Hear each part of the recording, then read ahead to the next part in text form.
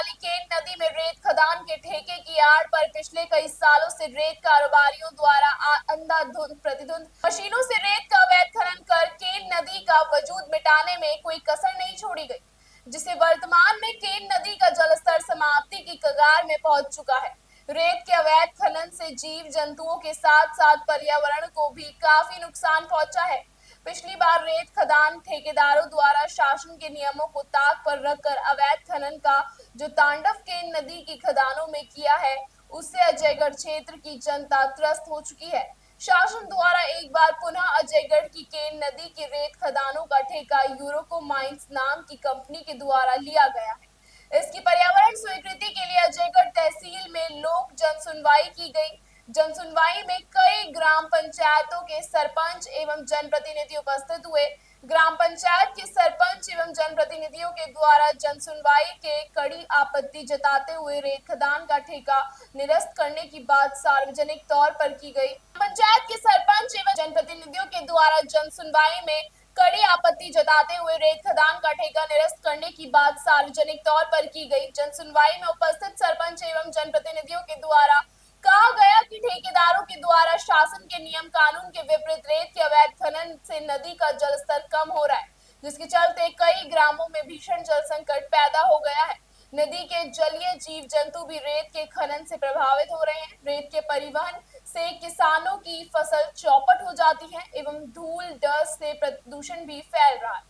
इस बार केन नदी की 12 रेत खदानों के ठेकों के लिए जन सुनवाई में उपस्थित सरपंच एवं जनप्रतिनिधियों से शासन द्वारा लिए गए सुझाव में सभी के द्वारा कड़ी आपत्ति दर्ज कराते हुए स्वीकृति निरस्त की जाने की मांग की गई एवं शासन को आंदोलन की चेतावनी भी दी गई। अब देखना यह है कि जन सुनवाई में हुए विरोध के बाद शासन के द्वारा रेत खदानों का ठेका किसे दिया जाता है और क्या ये मामला निरस्त होता है या रेत खदानों में रेत की खुदाई ऐसे ही चलती है। हमारा कहना है कि आज जन सुनवाई में सभी सरपंचों को बुलाया गया था, तो इसलिए कि जिसको कोई आपत्ति हो कुछ हो तो वो अपने अपने आवेदन दें। तो उस विषय पर हम लोगों ने यही बताया है कि जो हमारे नदियों से ये 10-20 हाथ नीचे से लेफ्टर डाल करके बारू निकाली जाए, उससे हमारा जो है प्रदूषण नष्ट हो रहा है और दूसरा हमारा पर्यावरण नष्ट हो रहा है। झरनों का जो जल स्तर है वो नीचे जा रहा है। हैंडपंप जो है उनका जल स्तर नीचे जा रहा है, जिससे हैंडपंप हमारे नहीं चल रहे हैं और नहर के बने हुए पुल जो है वो सब तोड़े जा रहे हैं और ये धूला इतनी उड़ती है कि गांव के लोग रात में आवाज़ के मारे न तो सोने पा रहे हैं और सबके घरों में धूला हो रही है। हमारी मांग यही है कि इन खदानों को तत्काल प्रभाव से बंद किया जाए और ठेकेदारी प्रथा समाप्त की जाए, क्योंकि पहले भी यहाँ रेत का अवैध उत्खनन भारी मात्रा में हुआ है।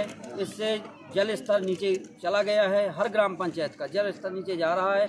दिन प्रतिदिन पीने का पानी, किसानों को सिंचाई के लिए पानी, जलीय जंतुओं का नुकसान, वायु प्रदूषण, ध्वनि प्रदूषण, ऐसी सारी समस्याएं उत्पन्न हो रही हैं। इससे इन सभी बातों को देखते हुए इन खदानों को तत्काल प्रभाव से नष्ट किया जाए और आज क्या हुआ यहाँ?